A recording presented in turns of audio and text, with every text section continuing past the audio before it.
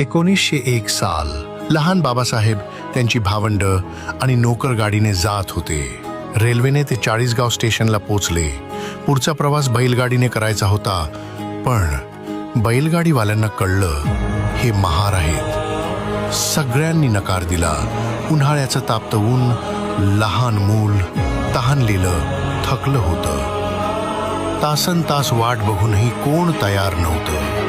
शेवटी एक बैलगाडीवाला तयार झाला, पण त्यानेही स्वतःचा चटईसारखा कपडा बैलगाडीवर टाकला, फक्त अस्पृश्य स्पर्श टाळण्यासाठी. लहान बाबासाहेबांनी तेव्हा अनुभवला होता जात म्हणजे काय. हीच जात जगण्याच्या प्रत्येक टप्प्यावर त्यांना वेढत राहिली. पण म्हणूनच बाबासाहेबांनी ठरवलं, या देशात माणूस म्हणून जगण्याचा हक्क मिळवायचाच. ज्याचं बालपण बैलगाडीच्या अपमानात गेलं,